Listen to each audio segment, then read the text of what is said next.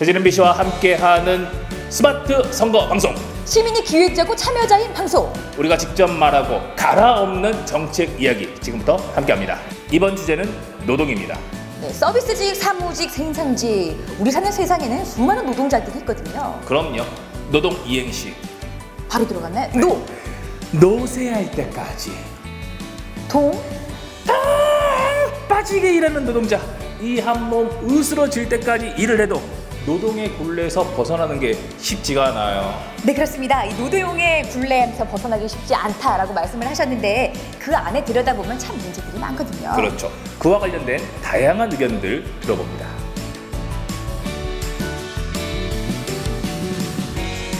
네, 대전 MBC와 함께하는 스마트 선거방송, 시민이 말하고 직접 기획하는 선거방송을 지금 좀 하도록 하겠습니다. 이번 주제는 이제 노동에 대해서 같이 이야기를 나눌 건데요. 오늘 노동에 대해서 같이 이야기 나눠주실 게스트분들하고 같이 이야기 시작하도록 하겠습니다. 네. 안녕하세요. 저는 대전청년유니온에서 일하고 있는 길병성이라고 하고요.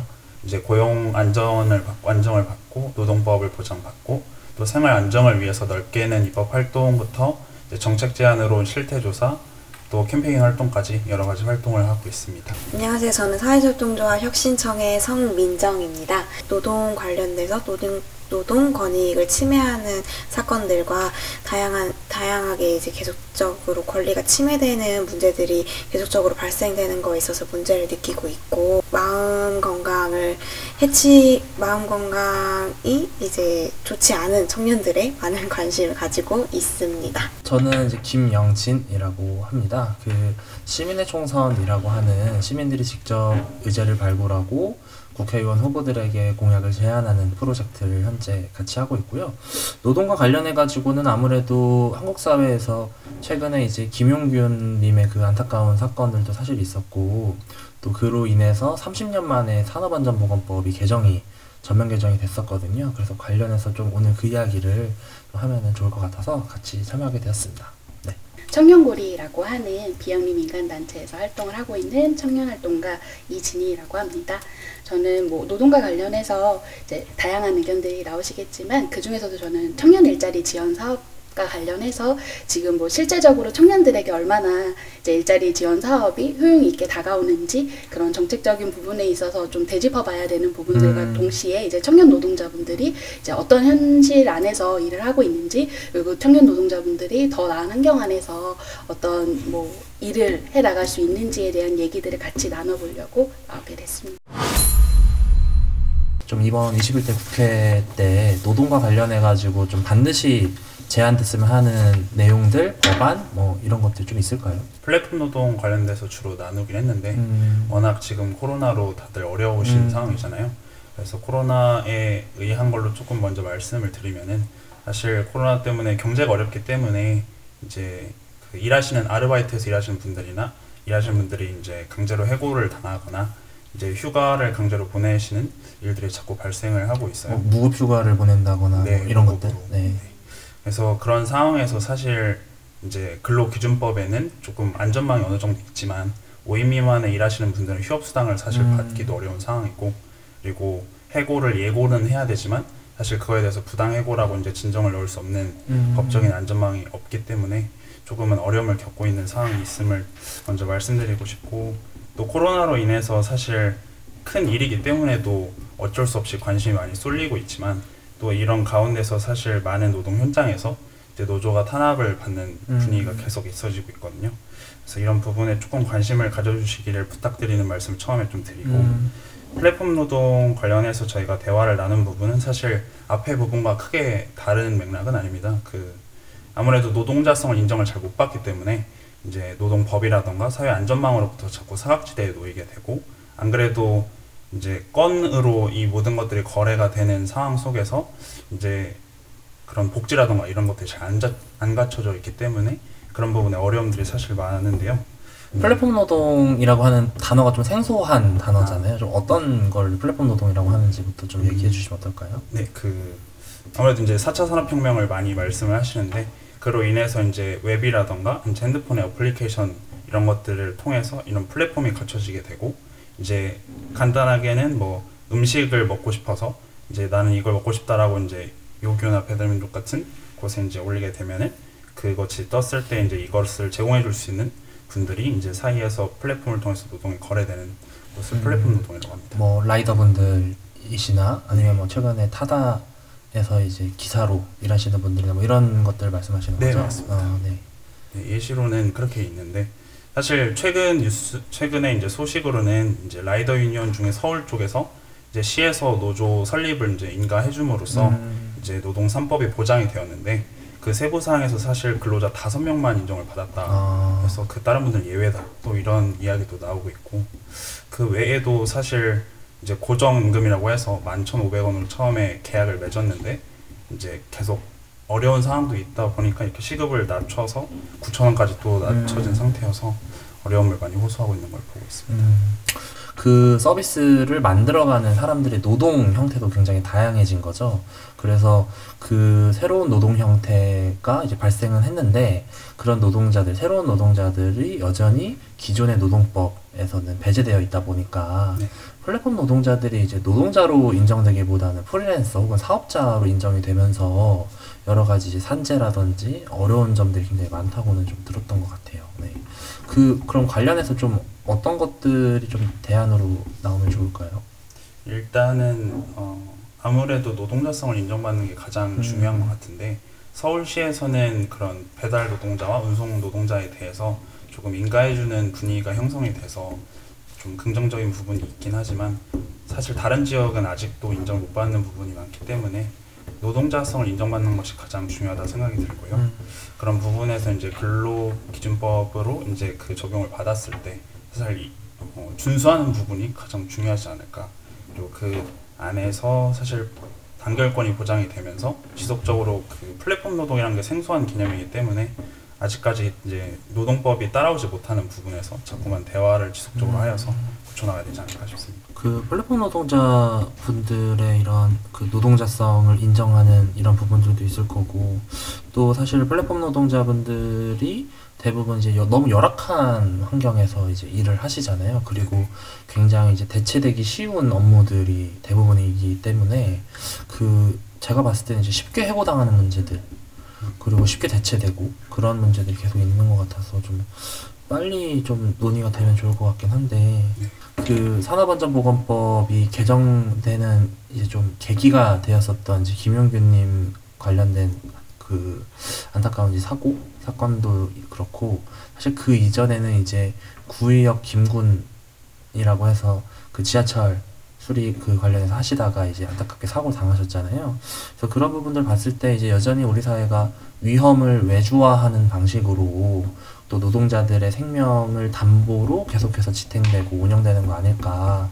그래서 누군가의 편의가 사실 누군가의 생명과 누군가의 노동권 침해로 계속 버티고 있는 듯한 그런 느낌이라서 어찌됐건 관련해서 이제 올해부터 시행이 된다고 하더라고요. 근데 현장에서는 어쨌든 여전히 위험을 외주화하고 또 기업의 최고 책임자를 체벌하는 규정은 거의 없다시피 하고 여전히 이런 비정규직 문제나 안전 문제가 터졌을 때 하급 관리자를 처벌하는 규정이 대부분이거든요. 그래서 사실 이번에 30년 만에 산업안전보건법이 바뀐 건 굉장히 유의미한 변화긴 하지만 여전히 조금 더 개정돼야 되고 조금 더 규제를 강화하는 방식으로 이번 총선에서도 좀 얘기가 나와야 되지 않을까 이런 생각이 계속 들더라고요. 이번에 총선을 기점으로 개정이 되면 어떨까, 개선이 되면 어떨까 이런 식으로 좀 생각을 했습니다.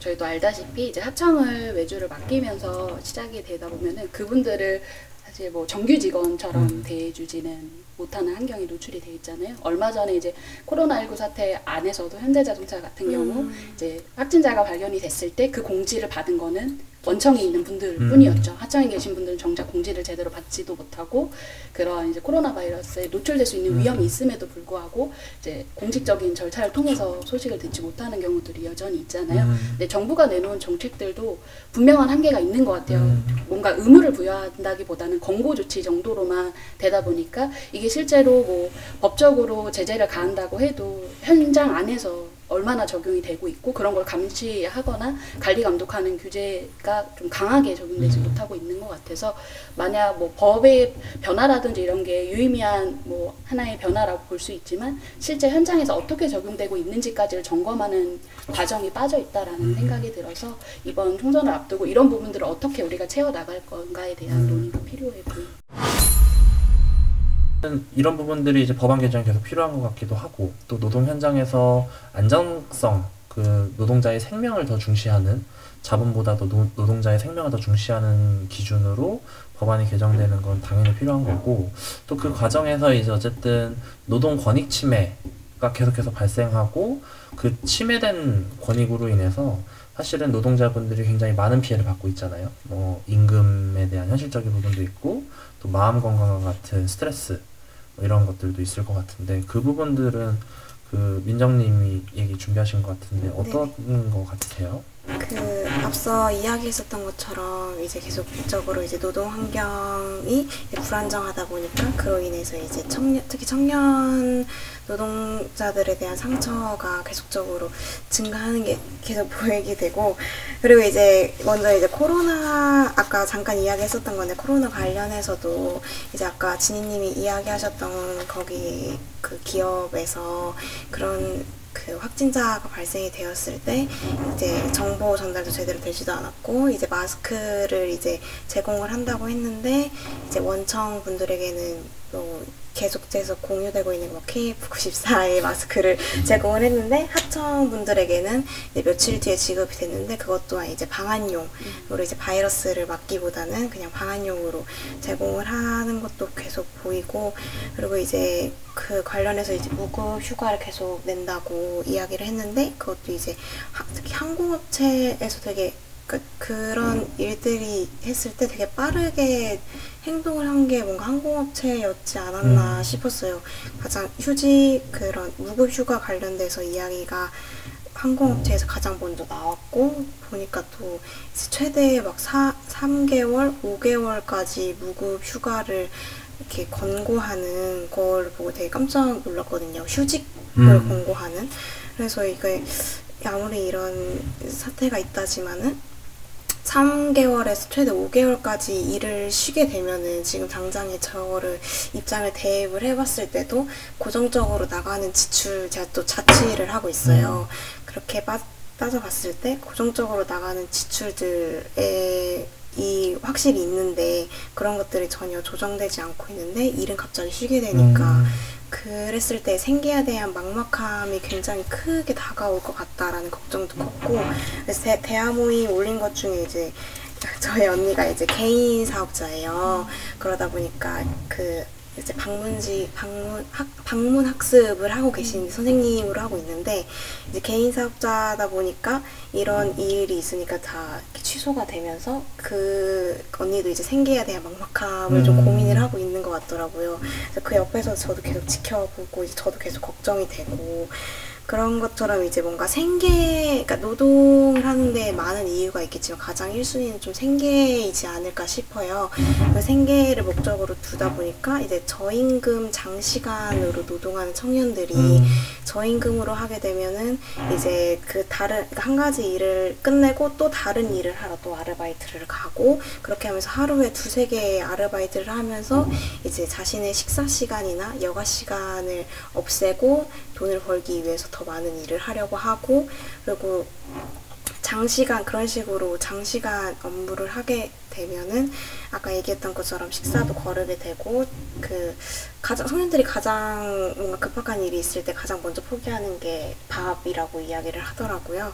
그렇게 되면서 신체적인 것과 정신적인 정신적인 건강이 다 모두 다 악화가 되고 그런 것들이 계속 보이게 되고 그런 것들이 이제 어쨌든 그런 노동에 대한 시스템이 계속 정비되지 않고 보호되지 않으니까 그런 문제들이 계속돼서 발생되지 않는가 싶기도 합니다.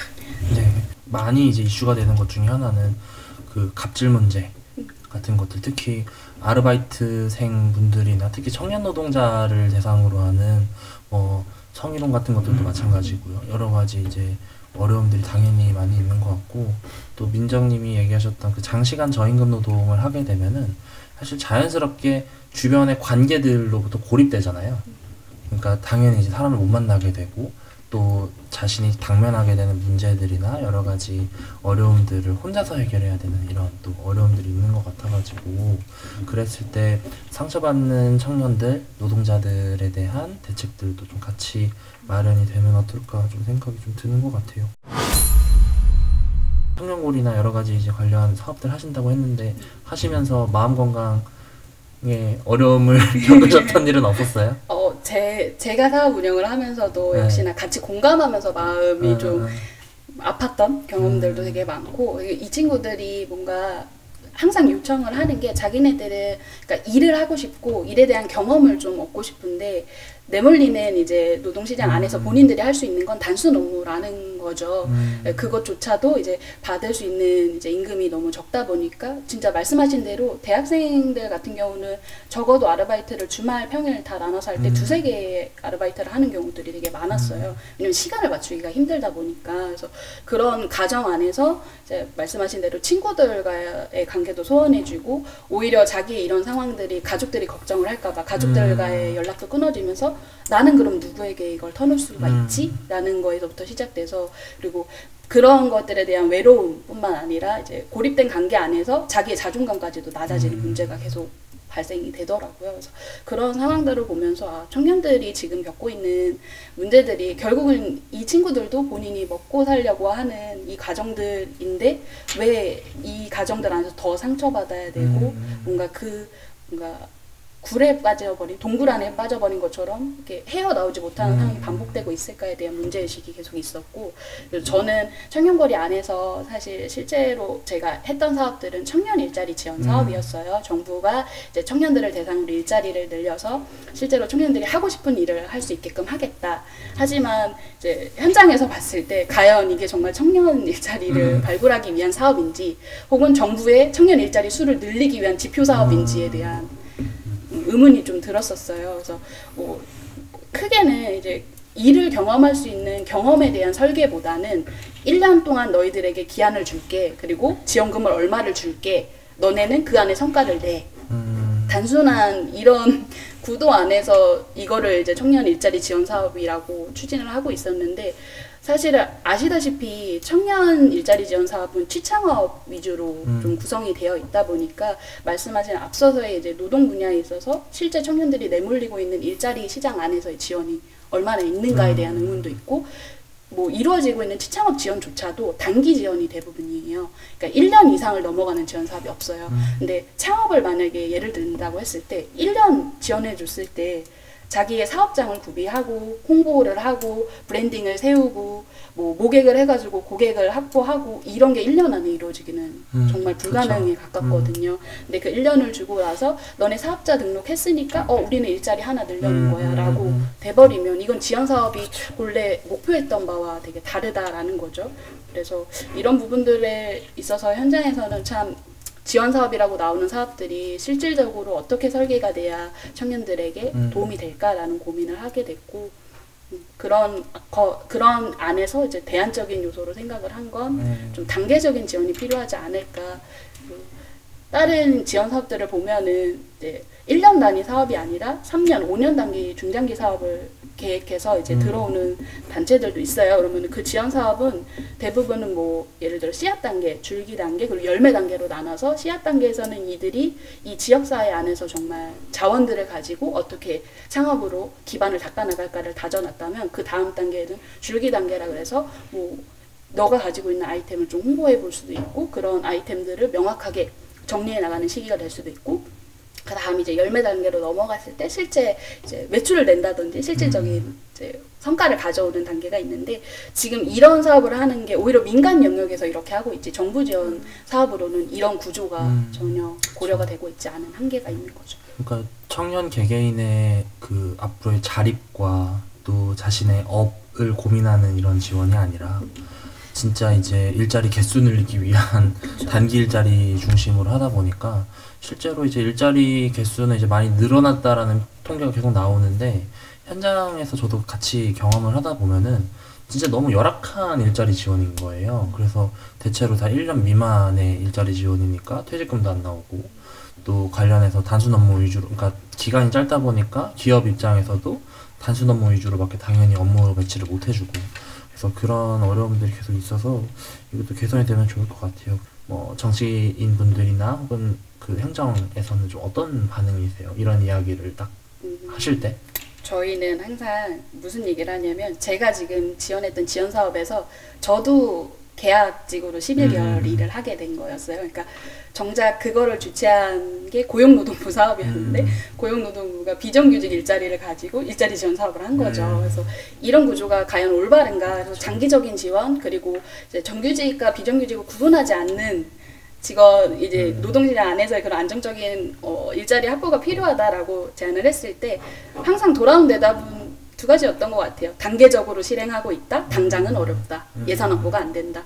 근데 사실은 예산을 들이지 않고도 지역 자원을 활용해서 얼마든지 일경험에 대한 그런 구도를 만들 수 있다라고 생각을 하는데 얼마나 소통이 되고 있는지를 모르겠어요. 중앙정부와 이제 지방정부 간의 소통이 얼마나 되고 있는지, 그리고 민간 주체들이 사업을 수행하면서 겪고 있는 뭐 어려운 점을 적으래요. 항상 결과 보고서에. 근데 그게 반영이 되고 있나라고 봤을 때 그러니까 항상 혼자 떠드는 얘기가 돼버린 것 같아요. 내 말 듣고 있니? 라고 계속해서 되묻게 되는 그런 느낌. 그래서 저는 3년차 사업을 하다가 결국에는 이 지원 사업도 이제 올해로 마무리를 했어요. 그 이유가 저부터 당장 안정적인 그런 조건 하에서 일을 하지 못하는 거에 있어서 불안감을 느끼게 되고, 과연 내가 이런 상황인데 다른 청년들에게 일자리 지원 사업을 1년 동안 해줄 테니 그 이유를 보장하지 않는 지원 사업을 하세요라고 권할 수가 없는 거죠. 그래서 저는 이 부분은 정말로 이렇게 단계적이고 중장기적인 관점 하에서 이제 논의되어야 되는 일자리 지원 사업은 그런 부분이라고 생각을 합니다. 그러게요. 이게 되게 중요한 말씀 해주셨는데,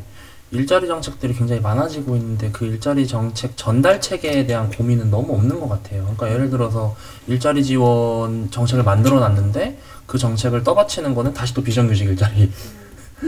그리고 그분들의 이제 노동 착취에 가까운 그런 진짜 엄청 열과성을 다하는 지원 속에서 이제 하루하루 이렇게 버티고 있는 건데 이런 구조가 맞나. 그래서 어떤 지원을 해줄 건지 굉장히 중요하지만 그 지원들을 어떻게 전달할 것인지 이런 것들을 좀 계속 봐주셔야 될 것 같아요. 특히 정치인분들 같은 경우는 대체로 정책의 결과물을 중심으로 사고하거나 이야기하는 경우가 많은데, 그런 정책들이 현장에 필요한 시민분들에게 어떻게 전달되는지 이런 전달 과정에 대한 이야기들도 좀 집중해 주시면 좋을 것 같습니다. 일을 급하게 그만두게 된 청년들을 대상으로 서울시가 자체적으로 긴급수당을 지원하는 이런 형태로 하고 있거든요. 그래서 그런 식으로 좀 중앙정부가 움직이기 어려운 것들을 지방정부가 빠르게 긴급하게 이렇게 지원하고 체계를 만들어가는 건 굉장히 좋은 것 같고, 또 최근에 정치권에서 이런 비슷한 개념으로 재난기본소득이라는 것도 계속 얘기를 하고 계시니까 그런 것들도 좀 주목해 보면 좋을 것 같습니다. 그 청년유니온은 어쨌든 많은 청년 노동자들하고 함께 할 텐데, 그 최근에 이제 어쨌든 코로나19로 인해 다들 어려운 상황임에도 그 좀 부당하게 해고를 당하시거나 혹은 지역에서 이제 노동 문제를 계속 호소하고 있으신 일들이 좀 있다고 알고 있는데, 관련해서 좀 최근에 좀 우리가 같이 주목해야 될 이슈들은 어떤 게 있을까요? 간단한 일례들로는 아까 이제 노동자분들 중에서도 사실 배달 노동자분들을 이제 언론에서는 슈퍼 이렇게 전달자 이렇게 이런 걸 얘기하시더라고요. 슈퍼 전파자.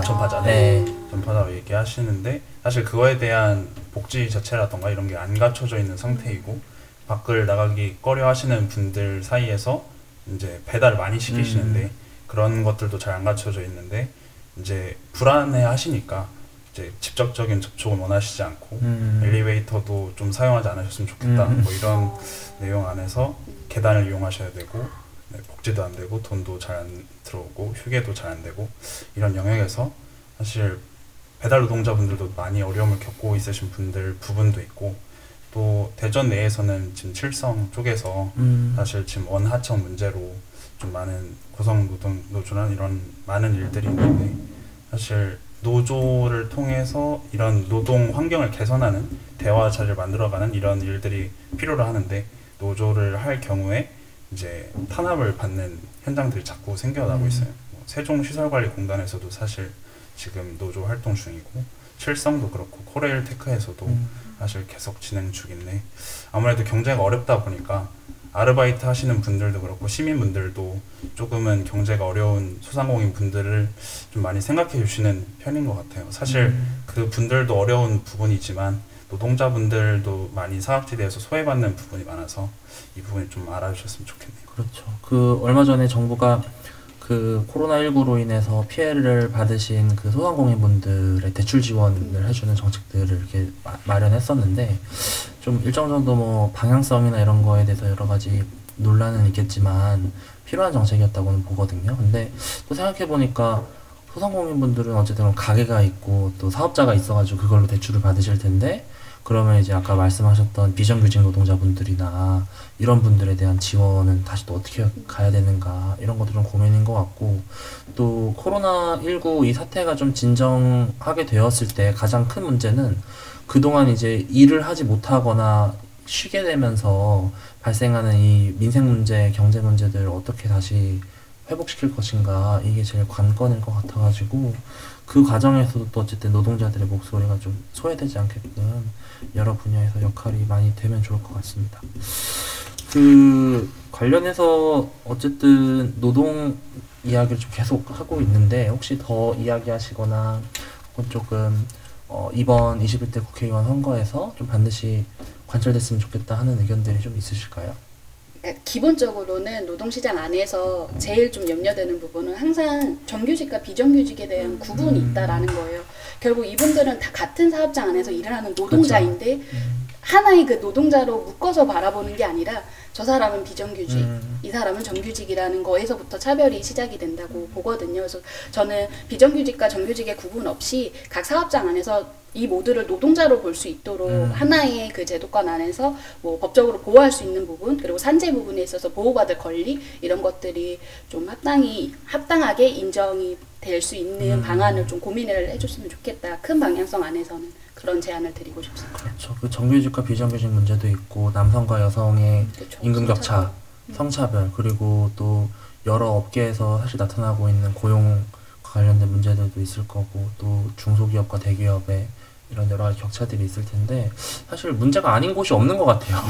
노동은 진짜 너무 다양하고 그리고 그 최근에는 이제 제가 예전에 한번 인상 깊게 봤었던 것 중에 하나가 그런 비정규직 노동하시는 분들의 특징이 다 이제 파편화되어 있다라는 거거든요. 그래서 그런 분들이 그런 어려움들 좀 극복해보고자 이제 그 라이더 유니온 같은 걸 만들기도 하셨었고 사실 몇 년 전에는 이제 방송작가 분들의 이제 그 노동조합도 이렇게 만들어졌었거든요. 그래서 그런 식으로 좀 시민사회 영역 안에서 그 다양한 시도들을 해 나가는 것들 굉장히 유의미한 것 같은데 여전히 제도가 그런 부분들의 목소리들을 제대로 반영하고 있지 못한 것 같아서 좀 계속해서 우리 사회가 같이 봤으면 좋겠고요.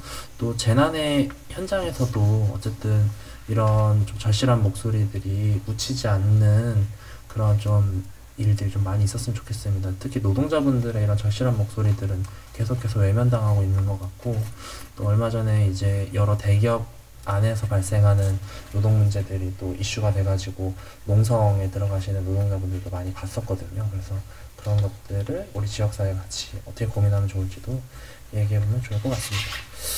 네, 저희는 플랫폼 노동자와 이제 5인 미만 사업장의 대화를 많이 나눈 부분에서 이제 두 가지 정도 정책 제안을 해볼 수 있을 것 같은데 첫 번째는 아무래도 노동자성이 보장되지 못한 플랫폼 노동자들에 대한 사회보호 제도들이 개편되었으면 좋겠다가 첫 번째이고 두 번째는 5인 미만 사업장에 있는 분들께서 근로기준법의 사각지대에 자꾸만 놓여있기 때문에 이런 부분에 대한 제도 개선이 필요하다가 두 번째가 될 것 같습니다. 네, 저는 노동권익 침해로 인해서 상처받는 청년들의 마음에 관련해서 요즘 계속 관심을 갖고 있는데요.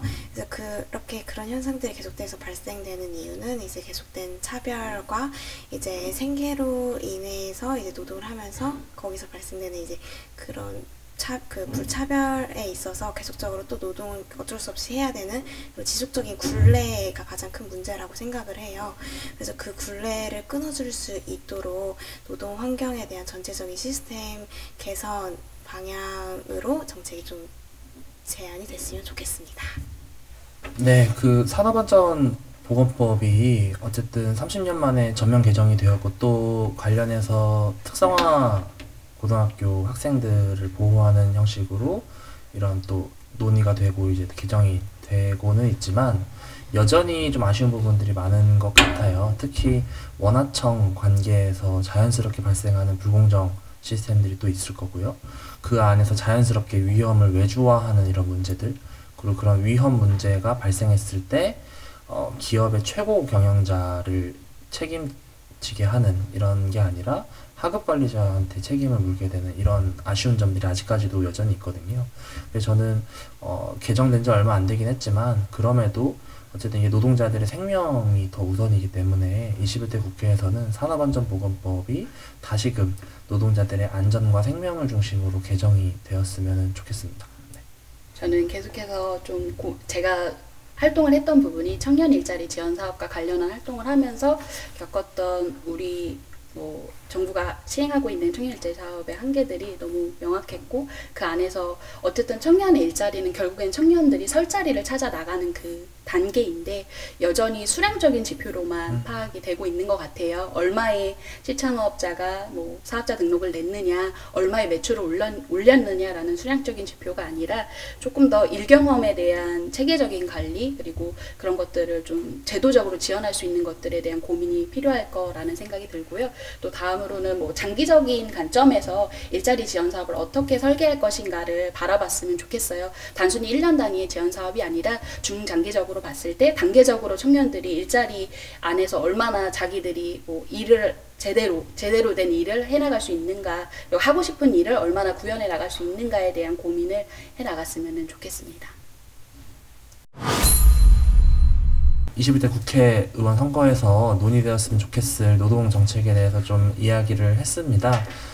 노동 현장에서 직접 노동자들의 목소리를 대변하는 활동을 하는 청년활동가 분도 오셨었고요. 또 지역사회에서 다양한 공익적 활동을 고민하고 계시는 이런 활동가 분들하고 같이 이야기를 나눴는데, 오늘 이야기 나왔던 것뿐만 아니라 노동 현장에서 그동안 우리가 주목하지 못하고 계속해서 소외당해 왔었던 이런 목소리들이 더 많이 전달되었으면 좋겠고요. 21대 국회의원 총선거에 출마하시는 분들도 이런 목소리를 기반으로 조금 더 노동 문제를 해결하는 이런 노동 정책들을 많이 제안해 주시고 공약으로 삼아 주셨으면 좋겠습니다. 네, 여기까지 일단 마치도록 하겠습니다. 네, 고생하셨습니다. 고생하셨습니다.